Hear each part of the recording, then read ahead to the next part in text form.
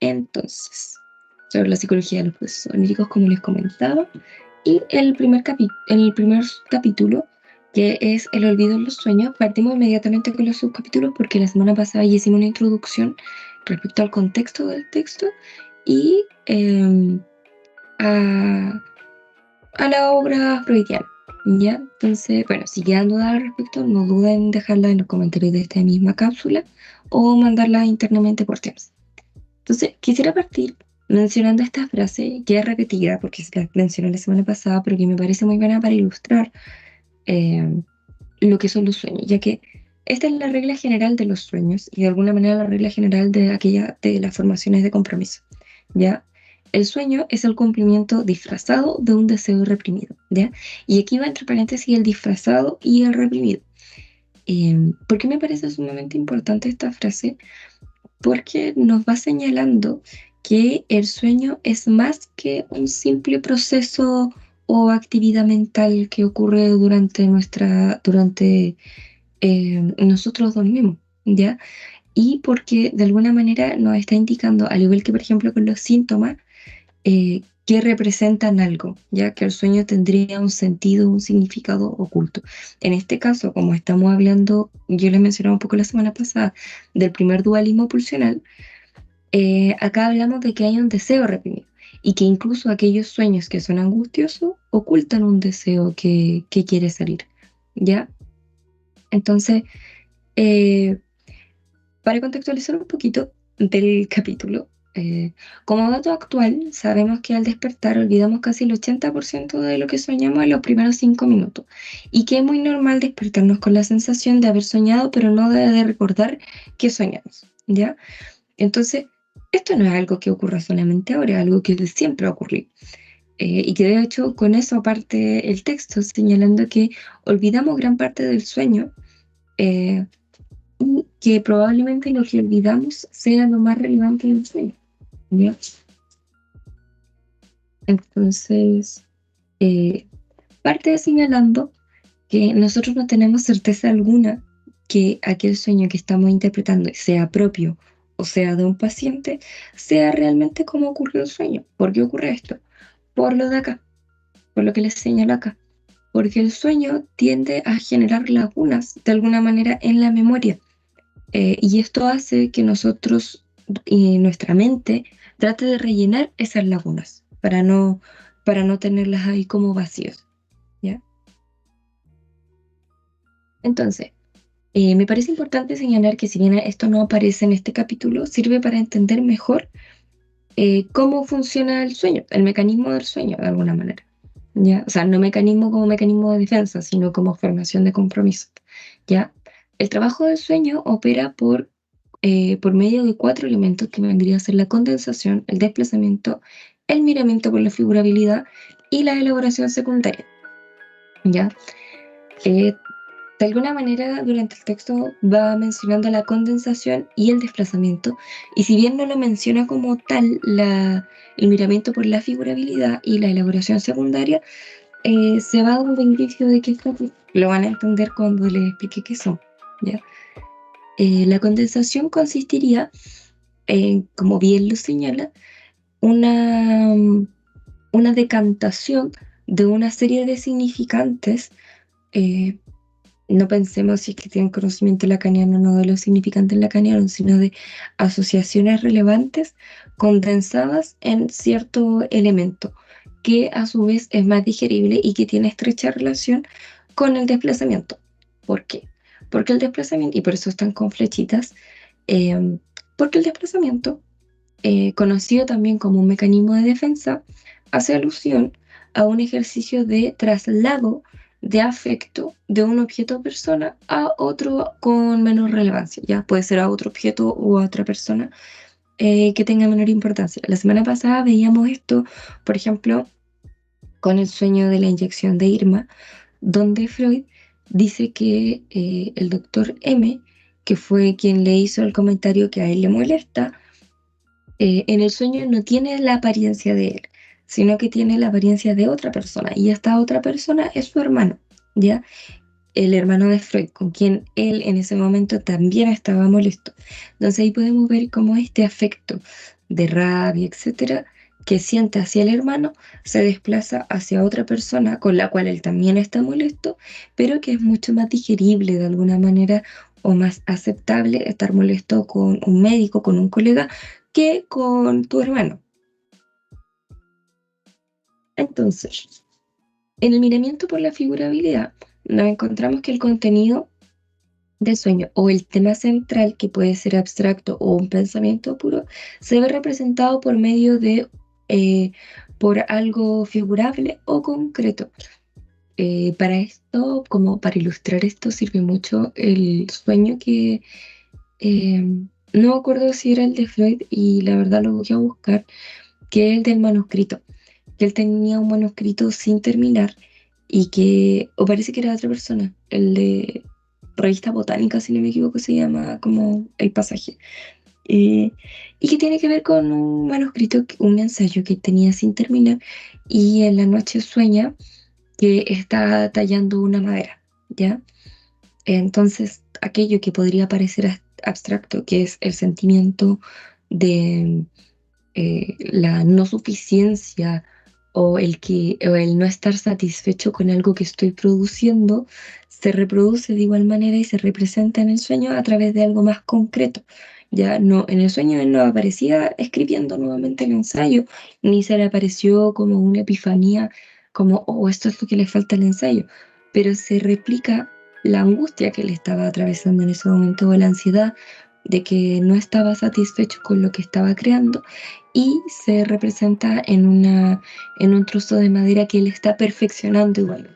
Entonces, aquello que nos podría parecer abstracto en primera instancia, como un manuscrito o un ensayo, se ve representado, valga la redundancia de la palabra, en algo, en una figura mucho más concreta, ¿ya? Y por último, tenemos la elaboración secundaria, ¿ya? Si bien yo los puse acá con flechitas, quiero aclarar que no es que el sueño siga como este orden de primero viene la condensación, después el desplazamiento, después la... No, sino que estos cuatro elementos están operando en conjunto, ¿ya? Por eso le puse la forma de hexágono, porque el hexágono permite que calcen toda la, como los lados, ¿ya? Entonces, y les doy eso porque les digo esto para que no sé si a alguien le sirva, pero yo soy súper visual. Entonces, a mí el pensarlo en hexágonos como algo que encaja como un engranaje perfectamente me ayuda bastante. Y la elaboración secundaria, para cerrar esto, tendría que ver con perfeccionar detalles del sueño, ¿ya? Para que tengan un sentido o coherencia. Esto a veces se logra, a veces no, pero se intenta, ¿ya? Es súper importante también tener en cuenta que el sueño tiene ciertos elementos o características principales y entre esas encontramos el principio de no contradicción, ¿ya? Que este principio no rige los sueños. El principio de no contradicción es un principio lógico que tiene que ver con que A no puede ser no A la vez. O sea, si yo soy, no sé, por ejemplo, si yo digo el celular es rosado, el celular no puede ser rosado al mismo tiempo, como A y no A no corresponde. En el caso de los sueños, sí. Y es por esto que en el sueño se generan situaciones que nos pueden generar confusión, ¿ya? Y por lo mismo, ahí trabajo un poco la elaboración secundaria tratando de perfeccionar estos detalles y que tengan un poco de coherencia, pero a veces no se consigue. Por eso el sueño no puede soñar, no sé, porque mi mamá tenga una cabeza de vaca y en el sueño para mí es perfectamente normal. No sé si les ha pasado o si lo piensan en sus sueños, como que nada les resulta extraño. O lo que les resulta extraño en realidad no es lo más extraño del sueño. Entonces, otro elemento central que aparece en el texto es el ombligo del sueño, ¿ya? Y acá les pongo la figura como de un agujero de gusano y del ombligo, porque ambos tienen la característica de que no se sabe qué hay detrás, ¿ya? O sea, claro, nosotros científicamente podemos saber que el ombligo es la primera cicatriz que nosotros tenemos, que nos la hacen al nacer, porque nos atan el cordón umbilical, etc. Pero se le llama ombligo del sueño a este aspecto más oscuro e entrañable del sueño que no se puede descifrar. Y lo cito acá con esta frase que aparece en el texto, que dice: aún en los sueños mejor interpretados es mejor, es preciso, ahí el mejor no iba, dejar un lugar de sombras. Acá hay otra frase entre medio que dice: de ahí arranca una madeja de pensamientos. Déjame buscarlo, a ver si lo completa. Esta es la página 519 y dice: aún en los sueños mejor interpretados es preciso a menudo dejar un lugar en sombras, porque en la interpretación se observa que de ahí arranca una madeja de pensamientos oníricos que no se dejan desenredar, pero que tampoco han hecho otras contribuciones al contenido del sueño. Entonces, ese es el ombligo del sueño, el lugar en el que se asienta lo no conocido, ¿ya? Entonces, todos los sueños, al igual que bueno, como en todo, de alguna manera desde el psicoanálisis, poseen la parte inconsciente, ¿ya? El ombligo del sueño se halla dentro de este aparato o sistema psíquico en lo inconsciente. Entonces, si bien nosotros tenemos retoños de este inconsciente, pequeñas manifestaciones que nos permiten acercarnos quizás de mejor manera a él, nunca accedemos a él. Y es por esto que a través del texto va contando que el olvido del sueño es el mecanismo de represión más fuerte que se va representando, y que muchas veces cuando nos estamos acercando a un elemento que estaría más cerca de este ombligo del sueño, más cerca de estos deseos reprimidos, de estos recuerdos borrados, ¿ya? Es cuando nosotros comenzamos a olvidar más. De hecho, él señala como en un pasaje del mismo texto que que dice como muchas veces uno se despierta y no se queda dormido hasta que analiza el sueño, y cuando logra el análisis sin anotarlo, sin nada, se vuelve a quedar dormido y al día siguiente despierta y ya no se acuerda ni del análisis que hizo ni del sueño que pasó y que analizó. Entonces ahí estaría operando esta represión a través del olvido, ¿ya? Entonces, acá. Cuando estamos hablando del sueño y de la interpretación, ya dejando un poco de lado cuáles son los elementos del sueño, que vendría a ser como esta parte más teórica, eh, y que a mí me interesa mucho que entendamos el psicoanálisis no solamente como un conjunto de teorías, sino eh, una base teórica arraigada a la práctica, ¿ya? Porque si bien uno puede teorizar respecto al psicoanálisis, el psicoanálisis parte de ser ¿cómo se llama esto? Un método de investigación, y también un método de psicoterapia, ¿ya? Entonces la idea siempre como que ustedes vayan pensando, incluso se nos iban a dedicar a clínica para que puedan obtener y como estrujar de contenido los textos, que vayan pensándolo siempre desde una óptica de la aplicación, ¿ya? De cómo esto se ve aplicado. Entonces, cuando hablamos de los sueños y de la interpretación de los mismos, eh, Freud nos señala que ha obtenido importantes resultados. Entre algunos de todos los que menciona en el texto están estos, ya que a mí me parecen relevantes, que tienen que ver con que los sueños poseen un contenido manifiesto y uno latente. ¿Por qué me parece relevante? Porque el concepto de contenido manifiesto y contenido latente lo van a escuchar a lo largo de la carrera en otros momentos, y tiene que ver con que el contenido manifiesto del sueño vendría a ser aquello que la persona me cuenta o incluso aquello que yo recuerdo de mi sueño, ¿ya? El contenido latente vendría a ser aquello que está detrás, ¿ya? Aquello que no se dice vendría a ser un poco más como este deseo reprimido, ya la parte inconsciente. Eh, y esto también se replica como el concepto de contenido manifiesto y contenido latente cuando hablamos en terapia.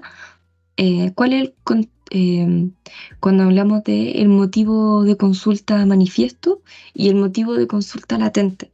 Si bien no es el mismo concepto de contenido, estamos haciendo alusión a lo mismo, que tiene que ver con lo manifiesto y con lo latente. Lo latente, que si bien se repite el concepto cuando estamos hablando de las fases psicosexuales, como con las bases de latencia, vendría a ser aquello que está detrás de la conciencia, como en cierto velo, pero que está operando igualmente y que en algún momento quiere salir. Entonces, por ejemplo, en el caso de la terapia, una persona que llega y lo primero que dice es como, no, esto no tiene nada que ver con mi mamá, esto no tiene nada que ver con mi ex, ahí hay algo que se está ocultando. Y es precisamente en eso que deberíamos hurgar como contenido latente, ¿ya? Por mucho que el contenido manifiesto diga como, no, yo vengo porque tengo problemas en el trabajo, que no, que puede ser, pero también escarbar un poco más y no quedarnos solo en lo superficial. Lo mismo pasa con los sueños. Entonces, no quedarnos solo con la superficialidad de los sueños, que si bien y acá hago un breve paréntesis, en el texto dice que gracias a las asociaciones superficiales que uno puede establecer con el paciente es que se permite evitar de alguna manera la censura y la represión y nos permite acceder a cosas más significativas de los sueños, ¿ya? Entonces, otro aspecto que resulta importante para la interpretación tiene que ver con cómo interpretar, ¿ya? Freud, y yo se lo mencioné también la semana pasada, habla de la fragmentación del sueño, que lo denomina interpretación fraccionada, que tiene que ver con dividir el sueño en distintos aspectos que resultan relevantes para no abrumar al paciente y para poder ir desglosándolo, ¿ya? También habla acá, que si bien yo no lo puse aquí, pero está relacionado con el hecho de eh, no es necesario que, por ejemplo, en una sesión se interprete por completamente un sueño. Fue algo que también se lo mencioné la semana pasada, que tiene que ver con que muchas veces se llega a un punto de la resistencia en el análisis del sueño que la persona ya se empieza a negar, así como, no, es que no sé a qué se puede referir con esto, no, no tengo idea. Y dice que lo mejor en esos momentos, para no forzarlo, es parar y continuar en otro momento. Entonces, ¿qué pasa? Con la interpretación fraccionada, lo que nosotros vamos haciendo es tomar elementos del sueño que son presentados de alguna manera al paciente de manera arbitraria, porque son intencionados, pero que tienen cierta relación uno con otro elemento. ¿Ya? Yo no llego del elemento A al elemento Z, sino que hago el traspaso del elemento A al elemento B, del B al C, del C al D, etc. ¿Ya? Entonces, otro aspecto importante, que es que los sueños de una noche, aunque sean distintos, tienen relación. Y esto puede ocurrir en periodos o lapsos de tiempo mayores. ¿Ya? ¿A qué me refiero con esto? Eh, 5 sueños en una noche, aunque sean 5 sueños distintos, tienen relación entre sí con el tema central o el tema como más profundo. ¿Ya? Y lo mismo puede pasar con lapsus o temporadas de tiempo, temporadas como de la vida de las personas. em, y no sé, pues me imagino que a más de algunos le debe pasar, a mí por ejemplo me pasa, que yo cuando estoy en periodo de exámenes tiendo a soñar con que estoy haciendo una prueba, con que estoy haciendo un trabajo, etcétera. O sea, incluso en ese como ejemplo más burdo, uno puede notar cómo sí se ve, ¿cómo se llama esto? eh, Se me fue un poco la idea. Cómo, cómo tienen relación distintos sueños de distintas noches, pero dentro de de una misma como cápsula de tiempo, ¿ya? Entonces, otro aspecto es que es centrarnos en cómo la persona cuenta el sueño, ¿ya? Y acá señala que algo que nos revela bastante del inconsciente tiene que ver con la falta de certeza, ¿ya? Cuando una persona empieza a decir como pero no estoy seguro de si eso pasó en el sueño. Mira, no me acuerdo bien si eso pasó en el sueño, como que pareciera que fue otra cosa. Ya, en esos momentos dice Freud que tenemos que tener como más ojo y fijarnos en qué es aquello que no está queriendo mencionar o aquello que se está tratando de olvidar, porque generalmente en eso que hay confusión es porque hay un nexo más directo con el inconsciente o con el ombligo del sueño, el deseo reprimido, y que por tanto la represión está tratando de intervenir ahí y de no dejarnos acceder a ello y nos presenta una confusión, como de cierta manera un efecto de humo, como para que nosotros no podamos ver el sentido real de aquello, ¿ya? Entonces, menciona que para como un ejercicio que realiza con los pacientes tiene que ver con repetir el sueño. Entonces, él le decía como, cuénteme su sueño, y cuando lo terminaba de contar, y ya a lo mejor no se le podía extraer más información en ese momento, él le decía, ya, repítame su sueño, con el mismo detalle, idealmente con las mismas palabras con que lo contó la primera vez, como, repítalo, tal cual. Y en ese momento se daba cuenta que muchas veces las personas volvían a mencionar los sueños, esto es casi como un interrogatorio policial, ¿ya? No con ese carácter, pero es como lo que nosotros vemos en la película, que ya repita su coartada para verificar las fallas. ¿Por qué? Porque al repetir y al cambiar ciertas palabras, muchas veces se cambian esas palabras porque la palabra que se dijo en primera instancia, en este ejercicio de asociación libre, tenía más relación con el inconsciente y ahora la palabra que se está suplantando es más alejada y nos pone como un visillo o un velo más grueso hacia esta puerta del inconsciente, ¿ya? Entonces, precisamente eso y el olvidar partes del sueño eh, son sumamente importantes para la interpretación. Por ejemplo, de que una persona cuente el sueño una vez y se le olvide la segunda vez contar una parte del sueño, eso daría cuenta de que esa parte que olvidó sería aquella que se encuentra más cercana al inconsciente o a este deseo reprimido y que por algo se está olvidando, ¿ya? Porque recordemos que el título de este subcapítulo es El olvido en los sueños y tiene que ver con que el olvido en los sueños juega un rol de represión, ¿ya? Entonces, y acá algo que me parece importante recordar es que no todo es interpretable, ¿ya? Eh, de hecho, él menciona justamente que, por ejemplo, las correcciones que uno realiza dentro del mismo sueño no son importantes y no dan material para interpretación. Estoy revisando si es que se me queda en el tintero.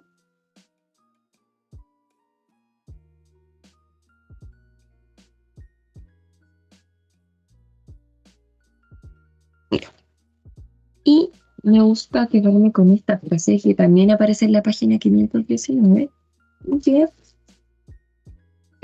da una clave muy buena, creo yo, de lo que son los sueños, porque dice, siempre es posible dar un paso más, al menos hasta el punto de convencerse de que son información plena de sentido. Y que es un poco reiterar en aquello que yo les decía, que el sueño como una formación de compromiso nos está dando cuenta de que existe algo detrás de aquello, algo detrás de lo manifiesto, o sea, tiene un sentido que va más allá de lo que nosotros estamos viendo o de lo que la persona nos está mencionando en dicho momento. Eh, Creo que no se me queda nada en el tintero, porque al menos estos eran los aspectos que yo consideré más relevantes en el texto. Y si ustedes tienen otros aspectos o conceptos que no han quedado claros del texto, háganlo saber, ¿ya? Y, y eso sería como por la cápsula respecto al olvido en los sueños.